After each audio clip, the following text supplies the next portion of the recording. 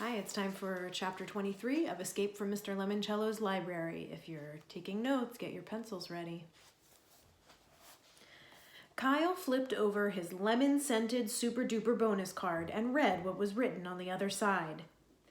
You will find the ultimate version of this board game on the second floor balcony circling the rotunda. Huh? Said Akimi. What's that mean? I don't know. Let's roll out the paper and see. Akimi and Sierra helped Kyle anchor the edges of the scroll on the tiled floor. Okay, said Kyle. It looks like the early sketch for a board game. See the circle in the center of the other circle? That's probably where you place the spinner. You move your pieces around the 10 rooms. He stopped. Wait a second. What? Said Akimi. Do you recognize the game? Asked Sierra. Yup, said Kyle. I played it this week with my brother Curtis. It's Mr. Lemoncello's bewilderingly baffling bibliomania. It takes place in a make-believe library. What about finding the ultimate version up on the second floor balcony? Asked Sierra. Kyle grinned. You'll see. Coming up from the basement, Kyle saw Andrew Peckelman in the middle of the rotunda reading room, opening a long metal box sitting on top of the center desk. The holographic image of Mrs. Tobin was there, smiling patiently as Peckelman pulled some kind of magazine out of the box. Miguel was also near the librarian's desk, apparently waiting his turn for a consultation. That's the box we saw the robot plug off the shelf, whispered Akimi. Kyle nodded.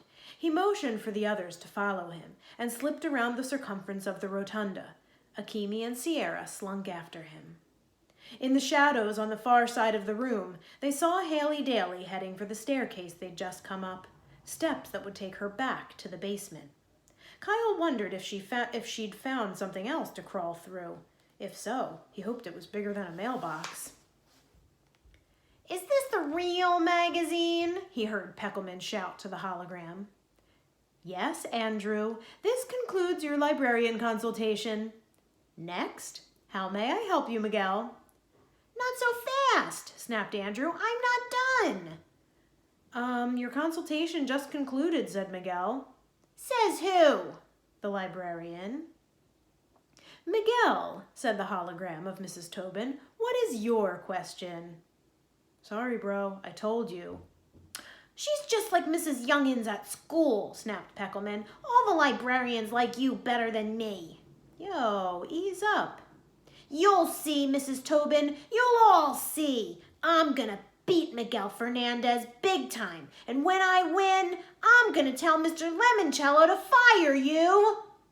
She's a hologram, said Miguel with a laugh. You can't fire somebody who doesn't actually exist.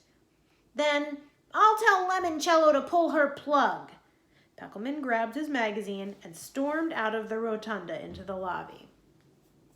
I guess Andrew's planning on doing something with the front door, Kyle whispered to Akimi. Well, that's totally dumb. They already told us that the way out isn't the way in. Maybe Andrew doesn't think Dr. Zinchenko was telling us the truth, suggested Sierra. Come on, said Kyle, leading his team toward the closest staircase up to the second floor. Glancing over his shoulder, he watched Miguel place a slip of paper on the table in front of the semi-translucent librarian. This item has been temporarily removed from the stacks, Miguel, said Mrs. Tobin.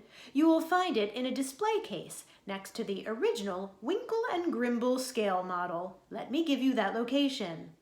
There was a grinding sound, like when the movie tickets shoot up through the slot at the box office. Miguel snatched the small square of paper that popped up from the librarian's desk and spun around. He froze the instant that he saw Kyle, Akimi, and Sierra sneaking around the room behind him. Chapter 24. Hey, said Miguel, hiding the tiny square of paper behind his back. Yo, said Kyle, what's up?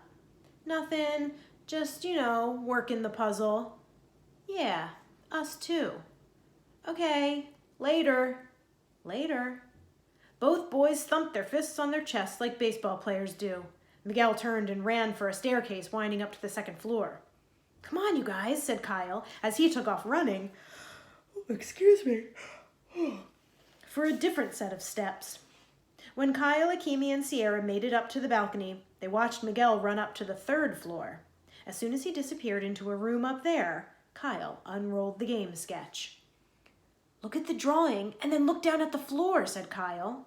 "They're the same," said Sierra. "Exactly. A circular room with a round desk at the center of that circle." "Awesome," said Akimi. "And then there are 10 doors ringed around the balcony up here on the 2nd floor, just like on the game board." Kyle tapped the rendering of the spinner in the right-hand corner of the game plans. "See how the spinner's divided into 10 different colored sections, numbered 0 to 9? "It looks like the Wonder Dome," said Akimi, "when it's not doing its kaleidoscope thing or running a video that makes you think the building is hang gliding across Alaska, which totally made me airsick." "Well, in the game, you have to go into all 10 Dewey Decimal book rooms and answer a trivia question about a book. If you answer correctly, you slip a book into your bookshelf and you move on to another part of the library. When you have 10 books, one from each room, it's basically a race to see who can exit the library first." "Okay," said Akimi, sounding pumped. "This is good. This is major." "Except one thing's missing," said Kyle. "What?" asked Sierra. "Mr. Lemoncello always works a clever backdoor shortcut into his games. For instance, in Family Frenzy, you can use the coal chute to slide into the millionaire's mansion at the end," said Akimi. "Exactly. And in that castle game, Charles snuck out through the sewers. Anyway, when my brother Curtis beat me at Bibliomania..." "You lost?" Akimi acted surprised. It happens. Occasionally. But only because Curtis used the shortcut." Kyle tapped a black square on the game diagram. "It took him straight out to the street. He beat me by 1 spin of the spinner." "Well, I don't see any black squares in the floor of our rotunda," said Akimi. "Maybe," said Sierra, "for this new game, Mr. Lemoncello put the secret square someplace besides the main room." Kyle nodded. "And maybe to win this new game, we need to play the old one." "You're a genius," said Akimi. "No, my brother Curtis is the genius. I just like to play games. So, do libraries even have board games?" "Sure," said Sierra. I mean, the library in my dad's town has them." "Which department?" asked Akimi, pulling out her floor plan. "Young adult." Akimi tapped her map. "3rd floor, stairs over there." "Let's go," said Kyle. But before they could take off, they heard Mr. Lemoncello's voice echoing in the rotunda. "Are you ready for your extreme challenge, Bridget?" Kyle and his teammates peered over the ledge of the balcony. Bridget Wadge was alone in the front of the librarian's desk, staring up at the ceiling. "Yes, sir," she said. "Are you sure?" Mr. Lemoncello's voice boomed out of hidden speakers. "You still have 22 hours to find the exit." "I want to go for it now, sir. Get a jump on everybody else."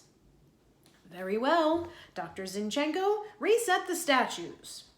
The 10 holographic statues in their recessed nooks flickered off, leaving black, empty spaces. "This extreme challenge is based on the classic game of authors card game," said Mr. Lemoncello. "Here are the authors in your deck." Magically, new holographic statues appeared as Mr. Lemoncello rattled off the authors' names. Charles Dickens, Raymond Chandler, Edgar Allan Poe, Agatha Christie, Patricia Highsmith, Mario Puzo, Frederick Forsyth, Jean Le Carre, Dashiell Hammett, and Fyodor Dostoevsky. "He wrote Crime and Punishment," said Bridget excitedly. "Indeed he did." "In fact," said Bridget, "all of those authors wrote crime novels." "Correct again. However, that's the easy part. Dr. Z?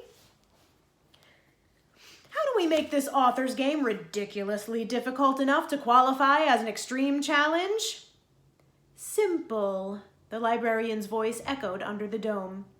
"You will have 2 minutes, Bridget, to name 4 books written by each of our authors." Kyle gulped. "That's impossible," he whispered. "Not really," said Sierra. She was about to start rattling off titles when Mr. Lemoncello said, "Excuse me, I have a case of the yawns today." when Mr. Lemoncello said, "Go!" The sound of a ticking clock reverberated around the room. Okay, said Bridget down on the main floor. Agatha Christie, Murder on the Orient Express, 10 Little Indians, Death on the Nile, and The Mousetrap. Somewhere a bell dinged, and the British lady in the sensible shoes disappeared.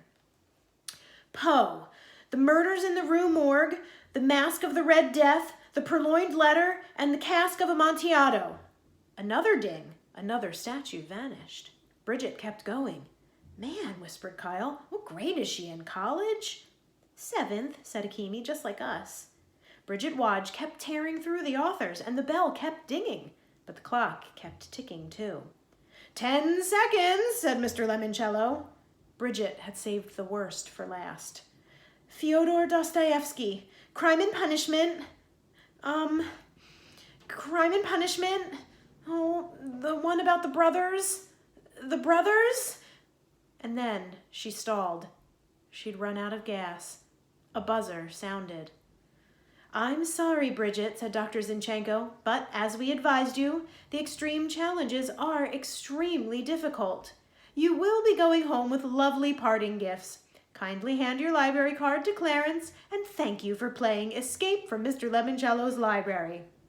That settles it, muttered Kyle. I am never, ever asking for one of those extreme challenge dealios. Me neither, said Akemi. I might, said Sierra. Maybe. And then she showed Kyle and Akemi the rumpled sheet of paper where she had written down 5 book titles for all 10 authors. Guess she's a good person to have on their team. We'll see if anybody else tries an extreme challenge. Pretty tough. All right, see you next time.